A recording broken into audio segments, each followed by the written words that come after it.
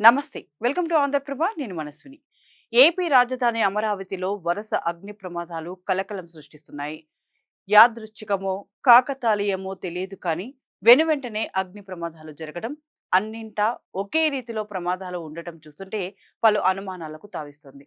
తాజాగా రాయపూడిలో పైపులు కాలిపోయాయి. సరిగ్గా ఈ నెల 11వ తారీఖున ఇదే తరహా పైపులు కాలిపోవడంతో అనుమానాలు తలెత్తుతున్నాయి. ఎవరైనా పనిగట్టుకుని ఈ ప్రయత్నం చేశారా అని పలువురు సందేహాలు వ్యక్తం చేస్తున్నారు. ప్రభుత్వం సైతం దీనిపై స్పందించింది. హోంమంత్రి అనిత ఈ ఘటనపై విచారణకు ఆదేశించారు. ఈ కుట్ర కోణం వెనుక ఉన్నదెవరో కనుక్కోవాలని ఆదేశించారు.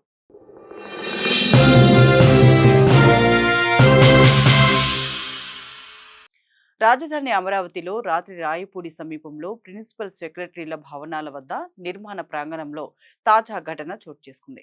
కాంట్రాక్టు స్థలం మేఘ కంపెనీకి చెందిన ప్లాస్టిక్ పైపుల వద్ద అకస్మాత్తుగా నిప్పులు చెలరేగాయి. దీంతో భారీగా మంటలు ఎగిసిపడడంతో ఆ ప్రాంతమంతా దట్టమైన పొగ అలుముకుంది. సమాచారం అందుకున్న పోలీసులు వెంటనే ప్రమాద స్థలికి చేరుకుని సహాయక చర్యలు సమీక్షించారు. ప్రమాదానికి గల కారణాలు తెలియాల్సి ఉంది. కాగా అమరావతిలో ఈ నెల 11న ఎల్&టీకి చెందిన ప్లాస్టిక్ పైపులు తగలబడడంతో కోట్లాది రూపాయల నష్టం జరిగింది. వెలగపూడి సీడ్ యాక్సిస్ రోడ్డులోని N9 జంక్షన్ వద్ద మంటలు చెలరేగాయి. ఈ ప్రమాదంలో ఎల్&టీ సంస్థకు చెందిన పైపులు కాలిపోయాయి. భారీ శబ్దంతో పైపులు తగలబడిపోయాయి. పెద్ద ఎత్తున మంటలు, దట్టమైన పొగ విస్తరించడంతో స్థానికులు భయాందోళనకు గురయ్యారు.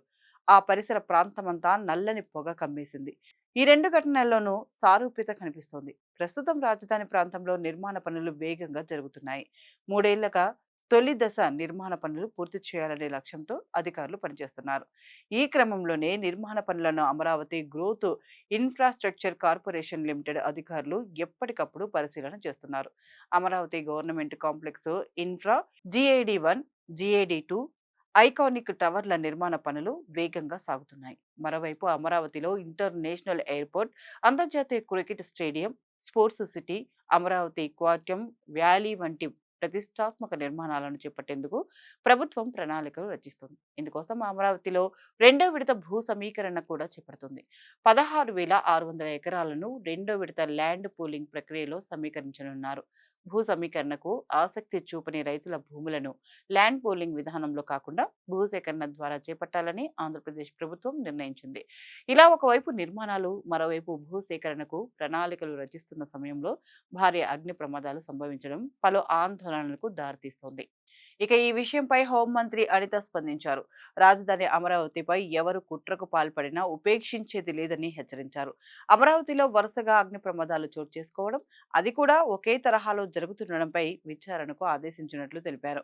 అమరావతిలోని రాయపూడి సమీపంలో ప్రభుత్వ ముఖ్య కార్యదర్శుల బంగ్లాల వద్ద గత అర్ధరాత్రి జరిగిన భారీ అగ్ని ప్రమాదాన్ని 5 అగ్నిమాపక శకటాలతో చాలా శ్రమించి మంటలను అదుపులోకి తీసుకొచ్చినట్లు వివరించారు. ఇవన్నీ ఎవరో ఉద్దేశపూర్వకంగానే చేస్తున్నారని సందేహం వ్యక్తం చేశారు.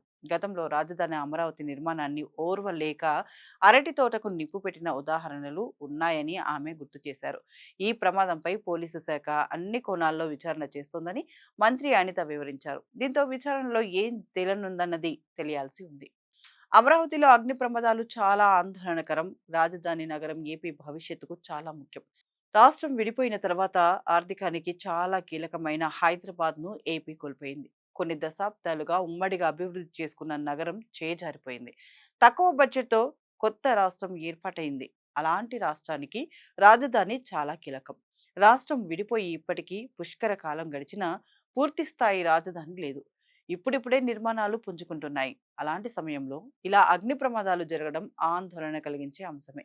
ఇవి కాకతాళీయంగా జరిగితే పర్వాలేదు, కానీ ఎవరైనా కావాలనే కుట్రలు పన్నుతుంటే మాత్రం అస్సలు సహించకూడదు. ఇలాంటి చర్యల వల్ల రాష్ట్రానికి రావాల్సిన పెట్టుబడులు వెనక్కి వెళ్లే ప్రమాదం కూడా ఉంది. మరి ప్రభుత్వం ఇప్పుడు నియమించిన కమిటీని విచారణలో ఏమని తేలనుందో తెలియాలంటే వేచి చూడాల్సిందే.